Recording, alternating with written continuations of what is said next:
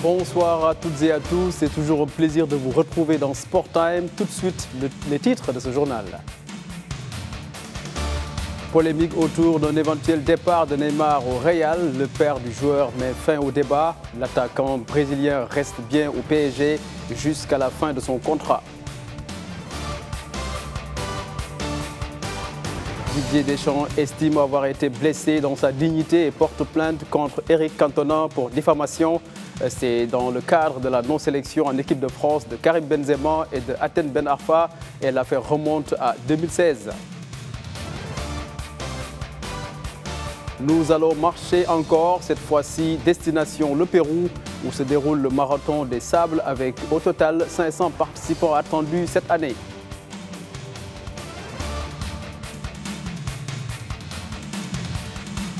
La rumeur d'un éventuel départ au Real du Brésilien Neymar, arrivé juste il y a 3 mois au PSG, a alimenté les débats en France et en Espagne.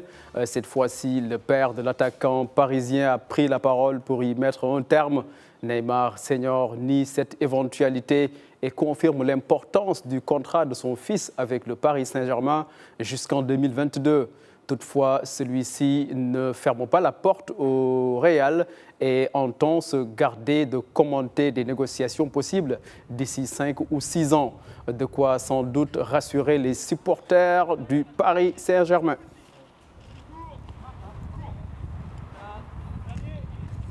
Didier Deschamps estime avoir été traité de raciste par Eric Cantona et porte plainte. L'affaire remonte en mai 2016 et découle de la non-sélection en équipe de France de Karim Benzema et de Hatem Ben Arfa, des propos tenus par l'ancien attaquant de Manchester United, invitant à une réflexion sur les origines des 3 hommes pour comprendre la décision du sélectionneur, des propos jugés diffamatoires par ce dernier.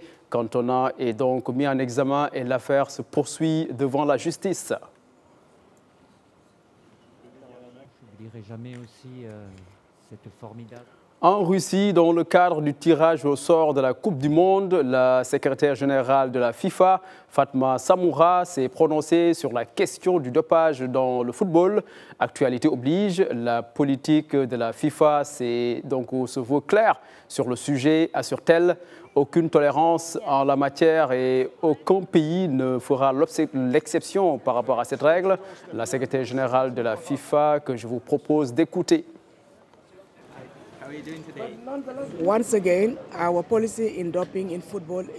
Encore une fois, notre politique sur le dopage dans le football est une tolérance zéro. D'après ce que nous avons reçu comme nouvelles, nous ne pensons pas vraiment qu'il en existe dans la famille du football en Russie. Par ailleurs, si nous rencontrons des problèmes majeurs, parce que nous traitons tous les jours avec McLaren, mais aussi avec l'Agence mondiale antidopage, ce sera sanctionné. Donc notre position a été très claire. Nous voulons un football propre et nous travaillons pour avoir du football propre partout. La Russie n'est pas une exception. L'affiche officielle de la Coupe du Monde Russie 2018 a été dévoilée à 72 heures avant le tirage au sort pour les phases finales de la Coupe du Monde. En Russie, un autre indice est dévoilé afin de permettre de savoir à quoi on va s'attendre et à quoi ça va ressembler le tournoi à Moscou. Elle figure en bonne place dans la décoration, le thème de la Coupe du Monde, des trains circulant dans le métro à Moscou. Le thème représente une image du gardien légendaire russe Lev Yassin, largement considéré comme l'un des plus grands joueurs du XXe siècle. Cleveland a dominé et s'est imposé face à Miami ce mardi soir, 108-97. Kevin Love a largement contribué à cette victoire avec 38 points. C'est une 9e victoire consécutive de Cleveland cette saison en NBA. Une bonne réussite sur les rebonds et les tirs à 3 points. L'équipe confirme sa montée en puissance. Seul bémol à cette victoire, c'est l'exclusion du grand LeBron James dans le 3e quart-temps. Suite à une faute technique, il s'en est pris à l'arbitre. Pour la première fois de sa carrière, les Cavaliers occupent alors la 3e place du classement de la conférence Est.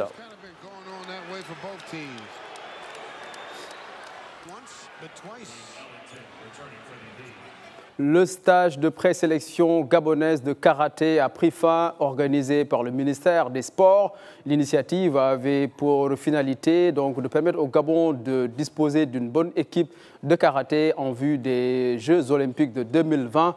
Plus de détails dans ce reportage de notre correspondant à Libreville, Ismaël Obianzé.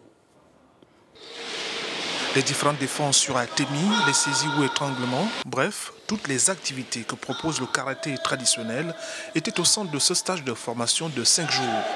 Les séances se déroulaient sous la direction d'un expert mondial gabonais de la discipline. Les karatékas en sortent très enrichis sur le plan technique. Lui, avec une vision extérieure, a fait en sorte que nous puissions laisser de côté les différents parasites de notre karaté. Ce stage a été vraiment instructif. Au-delà de la technique que nous avons fait, le message que Maître Mouelé a délivré, c'était un message d'espoir, un message de cohésion. Il nous a demandé de laisser nos divisions et de travailler ensemble. Selon la Fédération gabonaise de karaté, ce stage est un plus pour les clubs. À l'instar de Gabon Wadokai, qui il y a 2 semaines a fait une entrée remarquable, aujourd'hui, c'est le maître Mouelé qui vient confirmer que nous avons l'expertise sur l'échiquier national. Je ne peux que m'en réjouir. Et je souhaite davantage que ces types d'entreprises soient entretenus pour que le karaté gabonais puisse retrouver cette noblesse. Le formateur a le sentiment d'une mission accomplie et l'espoir d'un karaté gabonais prêt à relever les défis. L'engagement est pris par la Fédération gabonaise de karaté de répercuter les acquis du stage à l'ensemble des acteurs de la discipline sur le plan national. Nous restons au Gabon pour parler du marathon prévu ce 3 décembre. Un week-end de course du circuit de 3 km au 42 km en passant par le 10 km et le semi-marathon. Sans oublier la gabonaise, course exclusivement réservée aux dames et qui s'inscrit dans le cadre de la lutte contre le cancer du sein. Un plateau dit relevé cette année, n'est-ce pas Ismaël Obianzé? Oui, le comité d'organisation du Marathon Gabon 2017 annonce un plateau relevé sur plus de 42 km animé par des élites. On y trouvera par exemple le vainqueur de l'épreuve l'année dernière, un certain Peter Query, en dehors d'être détenteur du record dans le parcours depuis 2013 avec 2h42 secondes. Le Kenyan n'a jamais manqué de fidélité au Gabon pour la 5e édition dont le coup d'envoi sera donné le 3 décembre prochain. Au moins 8 lauréats des différents marathons internationaux sont annoncés à Libreville. Attention, si vous êtes un candidat de dernière minute, sachez que les inscriptions sont désormais closes. Près de 15 000 coureurs sont attendus dans les rues de Libreville ce week-end. D'autres petites épreuves seront organisées ce week-end, notamment samedi avec 7 courses juniors dames et une course féminine avant le semi-marathon de dimanche matin qui précédera donc le coup d'envoi du marathon. Toutes ces épreuves sont inscrites au registre de l'IF. Ici, Libreville, Ismaël Obianzé pour Medi 1 TV Afrique. Merci beaucoup Ismaël. Autre marathon, c'est au Pérou avec 282 concurrents qui ont pris départ sur la ligne de départ. Première étape du marathon des Sables, édition 2017, ce mardi.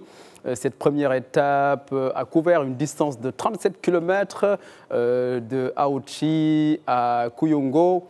Les favoris Rachid El Morabiti du Maroc et la Française Nathalie Mauclair ont confirmé leur statut en remportant facilement cette première manche. Au chrono, le Marocain El Morabiti enregistre une avance de 25 minutes et de 37 minutes pour Mauclair de la France. C'est tout pour ce soir dans Sport Time. Merci de l'avoir suivi et bonne suite des programmes sur Medi 1 TV Afrique. Au revoir et bonsoir.